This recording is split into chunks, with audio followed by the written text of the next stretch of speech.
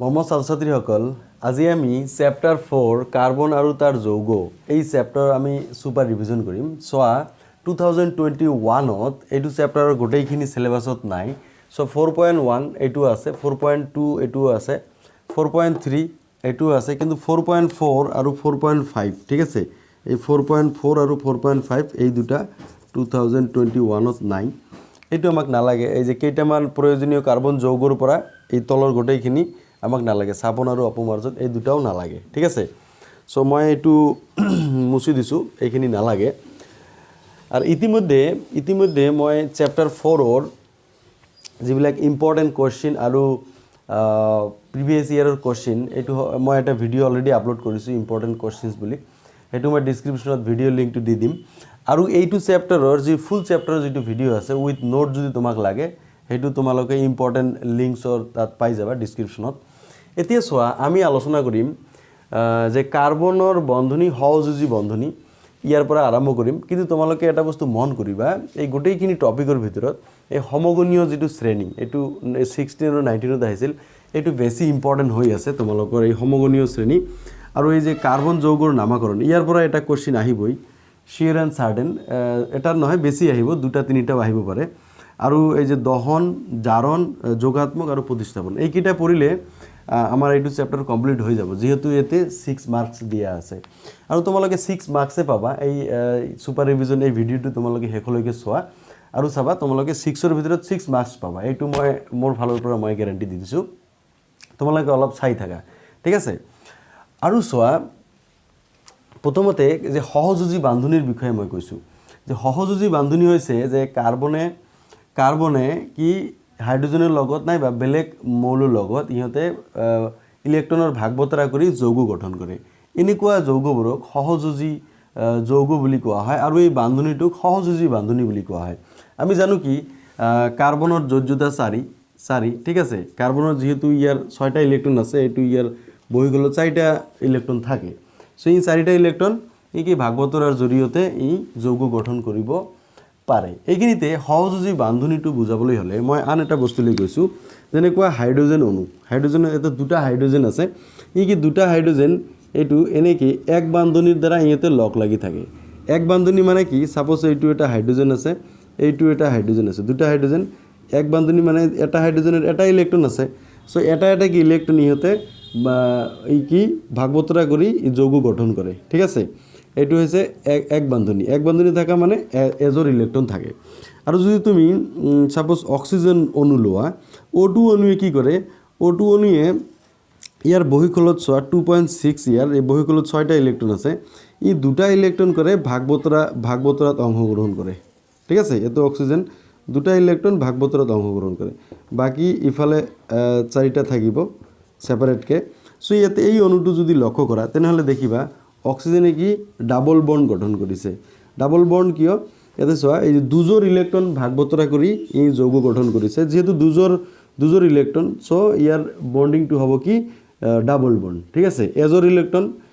এক বন্ধনী দুইজোৰ ইলেক্ট্ৰন দ্বিবন্ধনী ঠিক আছে আৰু তিনিজোৰ ইলেক্ট্ৰনৰ কথা এটা উদাহৰণ মই লৈছো সাপোজ নাইট্ৰোজেন অণুত এতে দুটা নাইট্ৰোজেন আছে নাইট্ৰোজেনৰ কি বহিকলত কি ইয়াৰ 5টা ইলেক্ট্ৰন থাকে ইয়াক আকৌ 3টা ইলেক্ট্ৰন লাগিব সো ই কি কৰিব সাপোজ এইটো এটা নাইট্ৰোজেন অণু ইয়াতে ইয়াৰ 3টা ইলেক্ট্ৰন ইয়াতে থাকিব আৰু দুটা ইফালে দি দিয়া আৰু ইফালে সাপোজ এটা নাইট্ৰোজেন অণু আছে নাইট্ৰোজেন ইফালে 3টা থাকিব ঠিক আছে তেনেহলে সোৱা আৰু ইফালে দুটা ইয়াৰো 8টা ফিলআপ হৈ গল ইয়াৰো 8টা ফিলআপ হৈ গল এতে সোৱা নাইট্ৰোজেনে কি তিনিজোৰ ইলেক্ট্ৰন ভাগ বতৰাত অংশগ্ৰহণ কৰিছে সেইকাৰণে ইয়াতে 3 বান্ধনী দিব লাগিব ঠিক আছে কথাটো এটোৱে মনত ৰাখিবা যে এনেকুৱা যিবিলাক যৌগ ইহতে ইলেক্ট্ৰন ভাগ বতৰা কৰি কি বান্ধনী গঠন কৰিছে আৰু এই বান্ধনীবোৰক সহযোজী বান্ধনী বুলি কোৱা হয় আৰু এই যৌগবোৰক সহযোজী যৌগ বুলি কোৱা হয় যদি এজোৰ ইলেক্ট্ৰন ভাগ বতৰাত অংশগ্ৰহণ কৰে এক বান্ধনী দুজোৰ ইলেক্ট্ৰন ভাগ বতৰাত অংশগ্ৰহণ কৰিলে দ্বি বান্ধনী তিনিজোৰ ইলেক্ট্ৰন ভাগ বতৰাত অংশগ্ৰহণ কৰিলে এইটো হ'ব তিনি বান্ধনী ঠিক আছে এনেদৰে বস্তুবিলাক অলপ বুজিবলৈ তোমালোকে চেষ্টা কৰিবা সাপোজ তুমি NH3 যদি লও এমোনিয়াৰ ক্ষেত্ৰত কি হ'ব সাপোজ এইটো নাইট্ৰোজেন আছে নাইট্ৰোজেনৰ তো ইয়াৰ ইলেক্ট্ৰন এতে কেইটা বহিকলত 5টা ইলেক্ট্ৰন থাকিব ঠিক আছে 5টা ইলেক্ট্ৰন ই কি কৰিব 3টা হাইড্ৰোজেনৰ লগত লগ লাগিব সো সাপোজ এইটো এটা হাইড্ৰোজেন আছে ইয়াতে ফুট চিহ্ন দিছোঁ হাইড্ৰোজেনৰ টু এইটো এটা হাইড্রোজেন আছে ইয়াতে ফুট চিহ্ন দিছোঁ এইটো এটা সাপোজ হাইড্রোজেন আছে ইয়াতে ফুট চিহ্ন দিছোঁ এতিয়া চোৱা এই নাইট্ৰোজেনৰ অষ্টকটো সম্পূৰ্ণ হৈ গ'ল আৰু প্ৰতিটো হাইড্ৰোজেনৰ বহিঃখল কি পূৰ্ণ হৈ গ'ল এনেদৰে এইটো যদি আমি গঠনটো চাওঁ তেনেহ'লে কি হ'ব সাপোজ এইটো নাইট্ৰোজেন ঠিক আছে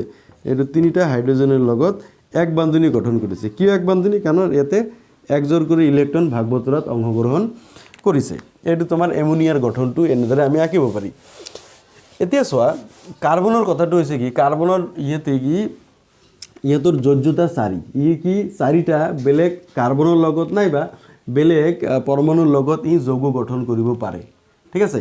সো সাপোজ এইটো নিজৰ মাজত এনেকৈ বৃহৎ সংখ্যক অণু গঠন কৰিব পাৰে কাৰ্বনে নিজৰ মাজত বন্ধনী গঠন কৰিব পাৰে ঠিক আছে এইটো এক বন্ধনী হ'ব পাৰে কেতিয়াবা আকৌ কি এইটো দ্বি বন্ধনী হ'ব পাৰে ঠিক আছে সাপোজ এতে দ্বি বন্ধনী আছে কাৰ্বনে নিজৰ মাজত দ্বি বন্ধনীও গঠন কৰিব পাৰে নাইবা কেতিয়াবা কাৰ্বনে কি নিজৰ মাজত তিনি বন্ধনীও গঠন কৰিব পাৰে এনেকুৱা তিনি বন্ধনী গঠন কৰিব পাৰে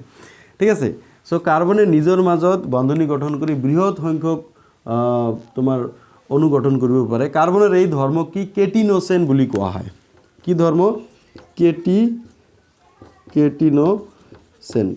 মনত ৰাখিবা কাৰ্বনৰ এই ধৰ্ম কেটিনোসেন বুলি পৰীক্ষাত কেতিয়াবা আহে যে কেটিনোসেন কি যে কাৰ্বনে নিজৰ মাজত বন্ধনী গঠন কৰি বৃহৎ সংখ্যক অণু গঠন কৰিব পাৰে তাক কেটিনোসেন বুলি কোৱা হয় ঠিক আছে আৰু 2 নম্বৰত কাৰ্বনৰ আন এটা ধৰ্ম আছে এটো হৈছে কি কাৰ্বনৰ যোজ্যতা 4 বেলেগ কাৰ্বনৰ লগত নাইবা বেলেগ পৰমাণুৰ লগত সহযোজী বান্ধনী গঠন কৰে ঠিক আছে এইটোক আমি চতুৰ সহযোজী বুলি কওঁ ঠিক আছে চতুৰ সহযোজী ঠিক আছে চতুৰ সহযোজী কিয় কাৰ্বনৰ যোজ্যতা 4 বেলেগ কাৰ্বনৰ লগত লগ লাগিব পাৰে নাইবা বেলেগ পৰমাণু হাইড্ৰোজেনৰ লগত লগ লাগিব পাৰে নাইবা সালফাৰ ক্লোৰিন ব্ৰোমিন এইবিলাকৰ লগত কি লগ লাগিব পাৰে ঠিক আছে এই যে কাৰ্বনৰ এই দুটা ধৰ্মৰ বাবে আমি কাৰ্বনৰ বৃহৎ সংখ্যক অণু আমি দেখিবলৈ পাওঁ ঠিক আছে এই কথাবিলাক মনত ৰাখিবা এতিয়া আন এটা কথালৈ আহোঁ যেটো এই যে নিজৰ মাজত বন্ধনী গঠন কৰে এটো যদি কাৰ্বনে নিজৰ মাজত এক বান্ধনী গঠন কৰে প্ৰতিটো কাৰ্বনত কি এক বান্ধনী যদি থাকে তেনেহলে তাক কি সংপৃক্ত যৌগ বুলি কোৱা হয় সংপৃক্ত যৌগ আৰু যদি দ্বি বান্ধনী নাইবা ত্ৰি বান্ধনী যদি থাকে তেনেহলে এই দুটা হ'ব কি অসংপৃক্ত যৌগ ঠিক আছে অসংপৃক্ত যৌগ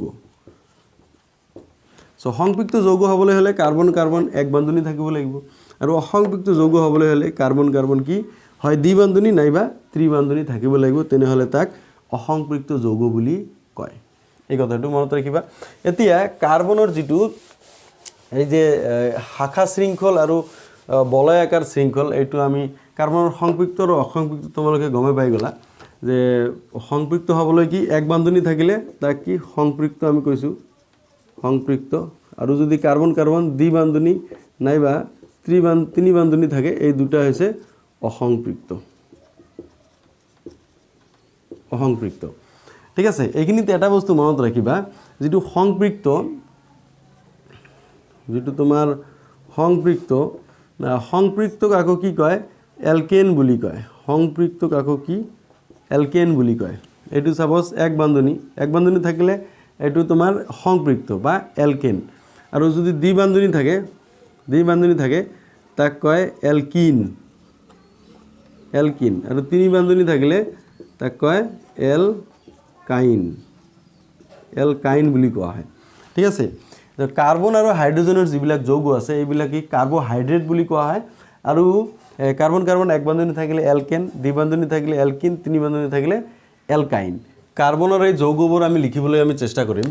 সোয়া প্ৰথমতে সোয়া যে এলকেন যে আছে এলকেনৰ ইয়াৰ ৰাসায়নিক সংকেত CnH2n+2 ঠিক আছে আৰু এলকিনৰ ৰাসায়নিক সংকেত CnH2n আৰু এলকাইনৰ ৰাসায়নিক সংকেত CnH2n-2 এতে কাৰ্বনৰ সংখ্যাৰ ওপৰত হাইড্ৰোজেনৰ সংখ্যাটো নিৰ্ভৰ কৰে ঠিক আছে এতিয়া সোয়া যদি কাৰ্বনৰ সংখ্যাটো যদি 1 হয় ইয়াতে হাইড্ৰোজেনৰ সংখ্যা কিমান হ'ব কাৰ্বনৰ সংখ্যা 1 হাইড্ৰোজেনৰ সংখ্যা 2 * 1 + 2 ইয়াতে কি হৈ যাব 4 হৈ যাব ঠিক আছে এতিয়া তাৰ মানে কি এটা কাৰ্বনত 4টা হাইড্ৰোজেন আছে ইয়াতে যদি দুটা কাৰ্বন হয় সাপোজ এটা কার্বনের সংখ্যা এতে কি আছে 2 আছে তেনেহলে হাইড্রোজেন কিমান হ'ব 2 * 2 4 + 2 মানে 6 হৈ যাব যদি কার্বনের সংখ্যা 3 হয় হাইড্রোজেন কিমান হ'ব 3 * 2 6 6 + 2 8 কার্বনের সংখ্যা 4 হলে হাইড্রোজেন কিমান হ'ব 10 হ'ব কার্বনের সংখ্যা 5 হলে হাইড্রোজেনের সংখ্যা 12 হ'ব কার্বনের সংখ্যা যদি 6 হয় হাইড্রোজেনের সংখ্যা 14 হ'ব ঠিক আছে এই কিটা হৈছে তোমাৰ অ্যালকিন এইকেইটা কি অ্যালকিন অ্যালকিনত কি সকলোবিলাক এক বান্ধনী থাকে কি থাকে এক বান্ধনী থাকে এতিয়া এই যে যৌগবোৰ আমি লিখিলো এই যৌগবোৰৰ আমি গঠন লিখিম আৰু নাম কেনেদৰে হয় এইবিলাক আমি লিখিবলৈ চেষ্টা কৰিম সাপোজ এইটো মিথেনৰ কথা যদি মই কওঁ যে CH4 এতিয়া এটা কাৰ্বনত 4টা হাইড্ৰোজেন আছে এইটো হৈছে মিথেনৰ গঠন ঠিক আছে এইটো তোমাৰ মিথেনৰ গঠন ইয়াৰ নাম হ'ব মিথেন ঠিক আছে ইয়াৰ নাম হ'ব মিথেন কিয় মিথেন সো ইয়াতে কাৰ্বনৰ কিছুমান ৰুট ওয়াৰ্ড আছে মই এইবিলাক মই অলপ লিখি লৈছো তেনেহলে তোমালোকৰ সুবিধা হ'ব কাৰণ কি এটা কাৰ্বন থাকিলে তাক কয় মিথ ঠিক আছে কাৰ্বনৰ সংখ্যা যদি 1 হয় তাক কি কয় মিথ কয় আৰু দুটা হলে ইথ কয় তিনিটা হলে প্ৰপ কব ঠিক আছে চাৰিটা হলে বিউট আৰু পাঁচটা হলে পেন্ট আৰু ছয়টা হলে হেক্স কব ঠিক আছে এতিয়া আন এটা বস্তু মনত ৰাখিবা এটো অ্যালকেনত কি ইয়াতে এন যোগ হয় অ্যালকেনত কি এন যোগ হয় আৰু অ্যালকিনত ইন যোগ হয় ইন আৰু অ্যালকাইনত প্লাস আইন যোগ হ'ব ঠিক আছে এটো মই মিথেন কি কৈছো কাৰণ ইয়াতে কাৰ্বনৰ সংখ্যা আছে 1 সো 1 থাকিলে মিথ হয় মিথ যোগ এন এটো হৈ গল মিথেন ঠিক আছে ইয়াৰ নাম কি হৈ যাব মিথেন ইয়াৰ নাম কি মিথেন ইয়াৰ নাম কি ইথ এটো দুটা কাৰ্বন হলে ইথ যোগ এন এটো হ'ব ইথেন ঠিক আছে আৰু তিনিটা কাৰ্বন হলে প্ৰপেন প্ৰপ যোগ এন প্ৰপেন ঠিক আছে এনেদৰে চাৰিটা কাৰ্বন বিউট যোগ এন বিউটেন ঠিক আছে তাৰ পিছত পাঁচটা হলে পেন্টেন কিয় পেন্টেন এই যে পেন্ট যোগ এন পেন্টেন ছয়টা হলে হেক্স যোগ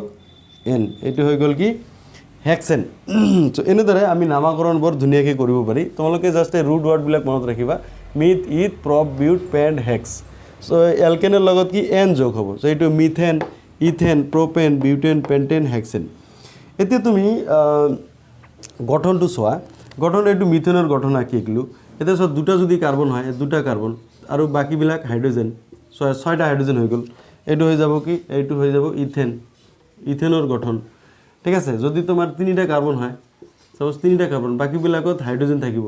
কি হাইড্ৰোজেন থাকিব কাৰণ কাৰ্বনৰ যোজ্যতা 4 হ'ব লাগিব সো প্ৰতিটো কাৰ্বনৰ যোজ্যতা ইয়াতে কি 4 হৈ আছে ইয়াতে কি তিনিটা carbon meth eth prop so prop আৰু এটো অ্যালকেন গ্ৰুপ ঠিক আছে এটো প্ৰপেন ঠিক আছে যদি 4টা কাৰ্বন থাকে 1 2 3 4 বাকিবিলাকত সব হাইড্ৰোজেন আছে ঠিক আছে এটো কি হৈ যাব বিউটেন এটো হৈ যাব বিউটেন আৰু যদি 5টা কাৰ্বন থাকে 1 2 3 4 5 5টা কাৰ্বন বাকি সবতে কি আছে হাইড্ৰোজেন আছে এটো কি হৈ যাব পেন্টেন আৰু যদি 6টা কাৰ্বন থাকে 1 2 3 4 5 6 6টা কাৰ্বন বাকি সবতে কি আছে হাইড্ৰোজেন আছে ঠিক আছে তেনেহলে কি হৈ যাব হেক্স এটো হেক্সেন এটো হৈ যাব হেক্সেন সো এনেদৰে আমি নামকৰণটো আমি কৰিলো গঠনটো এনেদৰে আহিব পাৰে সো মিথেন ইথেন propane butane pentane hexane so hexane লৈকে তোমালোকে পঢ়িলে হ'ব সো কাৰ্বনৰ সংখ্যাৰ ওপৰত এই নামকৰণটো আহিছে সো এই ৰুট ওয়াৰ্ডটো মনত ৰাখিবা আৰু ইয়াৰ লগত এলকেন থাকিলে এন যোগ হ'ব এয়া আছিল তোমালোকৰ এলকেন গ্ৰুপ এতিয়া চোৱা আমি যদি এলকিনটো আমি আলোচনা কৰো এলকিনৰ মই এইখিনি অলপ মুছি দিছো এইখিনি নামকৰণটো যেহেতু আমি অলৰেডি গমে পাই গৈছো তোমালোকে নিজে অলপ লিখিবলৈ চেষ্টা কৰিবা এই মৌলবোৰৰ নামকৰণটো এলকিনত কি হ'ব চোৱা এতে যদি দুটা কাৰ্বন ডাবল বন্ড হ'ব লাগিব সো দুটা কাৰ্বনটো লাগিব সো এই C যদি 2 হয় H কি হ'ব 4 হ'ব সো ডাবল C3 হলে H6 C4 হলে H8 C5 হলে H10 আৰু C6 হলে H12 হ'ব ভেৰি সিম্পল তোমাৰ ইয়াতে সংকেতটো চোৱা CnH2n এনৰ ডাবল হৈছে H ইয়াতে যিকোনো এটাত ডাবল বন্ড থাকিব তাৰ মানে এলকিন গ্ৰুপ আৰু ইয়াৰ লগত ইন যোগ হয় ইন সো মিথ যোগ ইন মিথিন তো নাই ইথ সো ইথ যোগ ইন এটোৰ নাম হ'ব কি ইথিন এর নাম কি ইথিন ইথ যোগ ইন এতে তিনিটা কার্বন মানে প্রপ সো প্রপ যোগ ইন প্রোপিন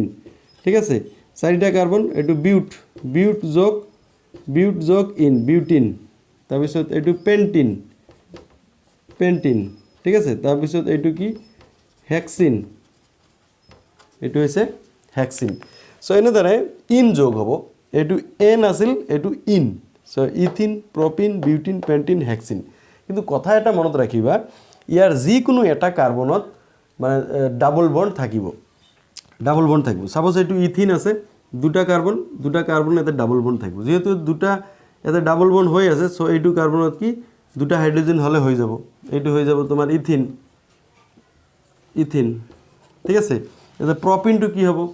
সাপোজ এইটো তিনিটা কার্বন আছে তিনিটা এটা যিকোনো এটা ডাবল বন্ড দিয়া এতে দুটা হাইড্রোজেন লাগিব ইয়াতে এটা লাগিব আৰু ইয়াতে তিনিটা লাগিব সো ইয়াতে গণি চোৱা 6 হৈছে না 1 2 3 4 5 6 সো এইটো হৈ গল কি প্রপিন ঠিক আছে যিকোনো এটা কাৰ্বনৰ ডাবল বন্ড দিব লাগিব এতিয়া চোৱা যদি বিউটিন তুমি আঁকা প্ৰথমতে চোৱা বিউটিনত কেইটা তোমাৰ চাৰিটা কার্বন তো লাগিবই যিকোনো এটা তুমি ডাবল বন্ড দিয়া ইয়াতে দুটা হাইড্রোজেন লাগিব ইয়াতে এটা ইয়াতে দুটা লাগিব ইয়াতে তিনিটা লাগিব ঠিক আছে এতে কাৰ্বনৰ সংখ্যা তুমি গণা কাৰ্বনৰ সংখ্যা তো 4 আছে হাইড্ৰোজেনৰ সংখ্যা 8 হ'ব লাগিব সো 1 2 3 4 5 6 7 8 ঠিক আছে এইটো হৈ গল কি বিউটিন ঠিক আছে এনেদৰে তুমি পেন্টিন যদি আঁকা 1 2 3 4 5 পাঁচটা হৈছে এটা ডাবল বন্ড দি দিয়া ঠিক আছে এটা ডাবল বন্ড দিলে ইয়াতে এটা হাইড্রোজেন হ'ব ইয়াতে এটা এতে দুটা সোয়া হাইড্রোজেনের সংখ্যা 10 হৈ গৈছে ঠিক আছে এইটো হৈছে পেন্টিন ঠিক আছে তাৰপিছত হেক্সিন যদি হয় 6টা কার্বন থাকিব 1 2 3 4 এটো 5 এটো 6 যিকোনো এটা তুমি ডাবল বন্ড দি দিয়া ঠিক আছে যিকোনো এটা ডাবল বন্ড দিলে ইয়াতে দুটা হাইড্রোজেন হ'ব ইয়াতে এটা ইয়াতে দুটা ইয়াতে তিনিটা সো 3 4 5 6 7 8 9 10 11 12 সো ইয়াতে 6 এটো 12 আছে এটো হৈছে হেক্সিন ঠিক আছে এনেদৰে আমি নামকৰণবোৰ কৰিব পাৰি ভেৰি সিম্পল ভাবে এনেদৰে আমি নামকৰণ কৰিব পাৰি সো এই আছিল তোমাৰ এলকিন গ্ৰুপ ঠিক আছে এতিয়া মই মুছি দিছো তোমালোকে নিজে অলপ কৰিবলৈ চেষ্টা কৰিবা ইমান টান নহয় কিন্তু এই গঠনৰ পৰা কিন্তু তোমালোকৰ পৰীক্ষাত আহিয়ে থাকে মই কৈছো নমেনক্লিয়াৰ নামকৰণৰ পৰা এইটো বছৰত কোশ্চেন আহিবই শিওর তোমালোকে যদি প্রিভিয়াস ইয়ার সব 15 16 17 18 19 20 সবতে আহিছিল এতিয়া সো এলকাইনটো যদি আমি লওঁ এতিয়া যদি C2 হয় ইয়াৰ ৰাসায়নিক সংকেত CnH2n - 2 ডাবল কৰি 2 মাইনাস এতে ডাবল কৰিলে 4 হ'ব 4 - 2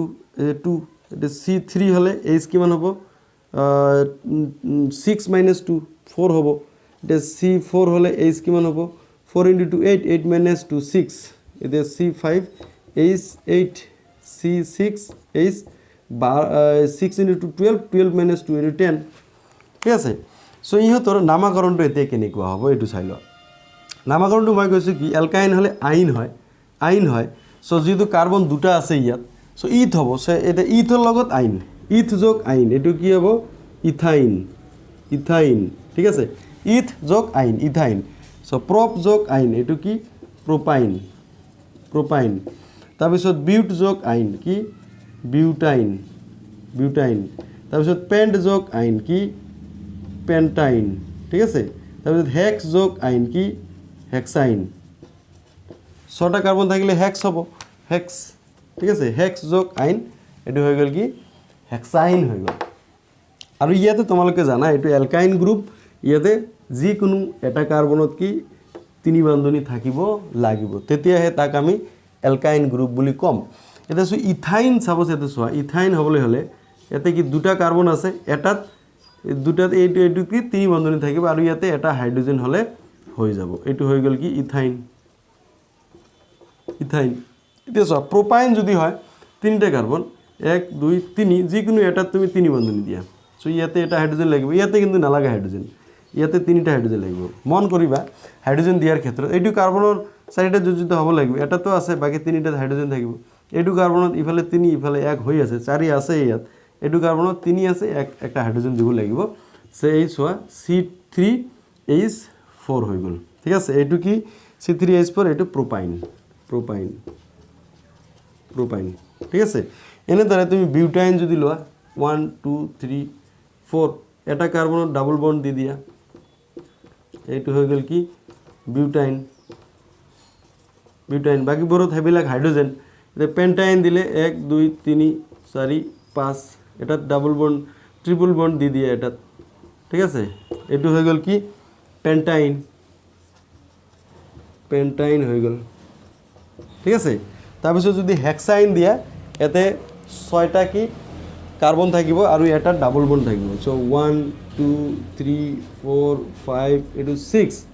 6 এট ডাবল বন্ড 1 2 3 4 5 6 সো এটো হৈ গল কি হেক্সাইন হৈ গল এটো হৈ গল কি হেক্সাইন ঠিক আছে সো এটো হেক্সাইন সো এটাত কি ট্রিপল বন্ড আছে ট্রিপল বন্ড এটাত থাকাৰ লগে লগে এটো তোমাৰ কি হেক্সাইন হৈ গল মনত ৰাখিবা যে এলকাইন গ্ৰুপত যিকোনো এটা ডাবল বন্ড থাকিব লাগিব এতে তুমি ট্ৰিপল বন্ড থাকিব লাগিব এই ট্ৰিপল বন্ডটো তুমি মাজতে দিব পাৰা ইফালেও দিব পাৰা ঠিক আছে কোনো কথা নাই কিন্তু তুমি পাৰিলে এটো হেকৰটো দিয়াটোই ভাল তো তুমি এনেকে লিখিলে তোমাৰ ইয়াৰ গঠনটো তোমাৰ আহি গল ঠিক আছে সো এলকেন পৰিলু এলকাইন পৰিলু এনেদৰে গঠনবিলাক আকিলে আমাৰ হৈ যাব ঠিক আছে সো মই মুছি দিছো এটো এতিয়া মন কৰিবলগীয়া তোমালোকে এতে নামটো যদি অলপ ৰিভাইন কৰা সাপোজ এটো C3H8 ইয়াৰ নাম কি হ'ব C3H8 হলে C3 হলে প্রপ সো প্রপ যোগ এটো অ্যালকেন গ্রুপ প্রপ যোগ N এটো প্রোপেন ঠিক আছে C4H8 বিউট যোগ N বিউটেন C5H12 এটো পেন্ট সো পেন্ট যোগ N এটো পেন্টেন এটো হেক্সেন তোমালোকে অলপ নিজে নামটো কোৱাৰ অলপ চেষ্টা কৰিবা যেনেকুৱা C2H4 এটো ইথ যোগ ইথিন এটো কি 3 প্ৰপ যোগ ইন প্ৰপিন 4 বিউটিন পেন্টিন হেক্সিন আৰু এতে কি এটো তোমাৰ আইন হ'ব সো 2 আছে ইথ হ'ব ইথ যোগ আইন ইথাইন প্রোপাইন বিউটাইন পেন্টাইন হেক্সাইন এনেদৰে তোমালোকৰ নামবিলাক আহিব আৰু তুমি নিজে এই নামবিলাক লিখি গঠনবিলাক আঁকিবলৈ চেষ্টা কৰা ঠিক আছে